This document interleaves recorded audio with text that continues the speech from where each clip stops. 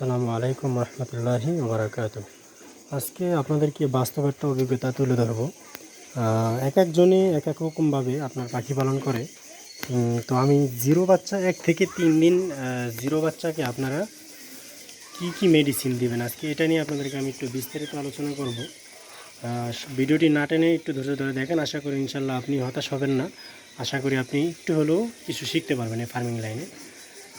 তো একটা কথা বলে রাখি, এখানে অনেক ধরনের মেডিসিন ব্যবহার করে। আসলে সঠিক মেডিসিন কোনটা এবং কিভাবে মেডিসিনটা ব্যবহার করতে হবে, কী করতে হবে, এটা যারা নতুন খামারি আছেন, আমার নতুন খামারি ভাইয়েরা, তারা অবশ্যই এটা জানে না যে কোন মেডিসিনটা কখন দিতে হবে এবং এই মেডিসিনের পানিটা কত ঘন্টা রাখতে হবে, কত ঘন্টা রাখলে আপনার কোনো ধরনের প্রবলেম হবে না, এটাও কিন্তু অনেকে জানে না। অনেকে দেখা যায় সকালবেলা মেডিসিনের পানি দিয়ে রাখে, হ্যাঁ, রাত্র পর্যন্ত যা আবার রাত্রে দেয়। আসলে সঠিক নিয়ম কোনটা এটা আপনাদেরকে আজকে তুলে ধরবো। তো ভিডিওটি না টেনে কন্টিনিউ করেন। তো আমি প্রথমে চলে আসি যে আপনি যখন আপনি বুডিং সেট আপটা এভাবে আপনার বুডিং সেট আপটা রেডি করবেন।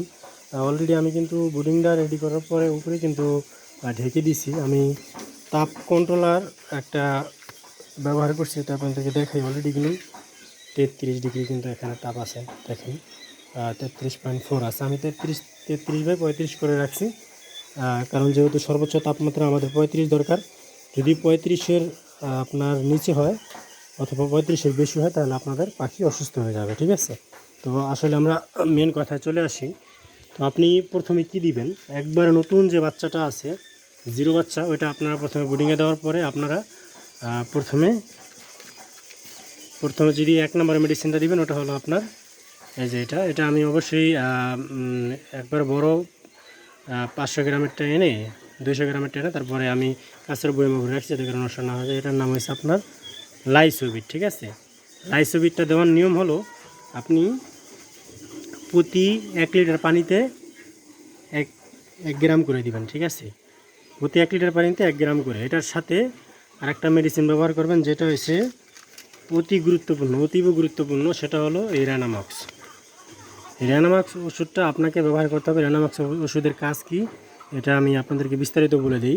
এখানে লেখা আছে, তারপর আমি আপনাদেরকে আমার বাস্তব অভিজ্ঞতা থেকে বলে দিই।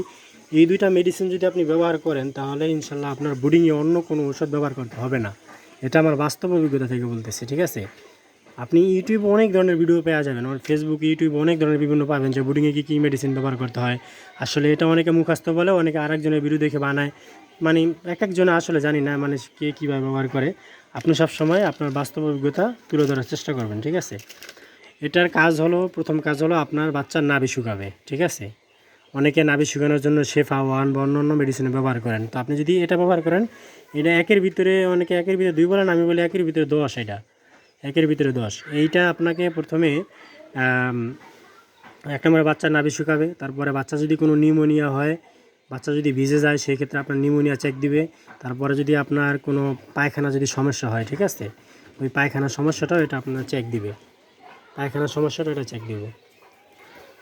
তারপরে এখানে আপনার আর অন্যান্য কাজ আছে, যেরকম আপনার বাচ্চা জিমায়, যদি জিম ধরে থাকে তাহলে সেটাও ইনশাল্লাহ এটা চেক দিব।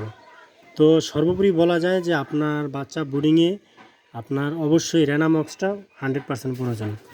তো আপনারা রেনামক্সটা অবশ্যই দিবেন সাথে, এবং লাইসোবিটটা দিবেন। এটা কয়দিন দিবেন, এটা দিবেন 3 দিন। আপনি যদি লাইসোবিটটা 3 দিন দিবেন, আর রেনামক্সটা আপনি যদি পারেন 3 দিন চালালে 12, অন্যথায় আপনি 5 দিন চালাবেন, তাহলে আলহামদুলিল্লাহ রেজাল্ট আরও ভালো আসবে।